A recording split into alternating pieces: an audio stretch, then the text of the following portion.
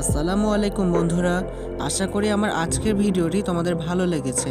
আর ভালো লাগলে তোমার ফ্রেন্ডদের সাথে শেয়ার করো। যদি তোমাদের কোনো অ্যাসাইনমেন্টের প্রয়োজন হয়ে থাকে তাহলে আমাদেরকে কমেন্ট লিখে জানিও। ধন্যবাদ।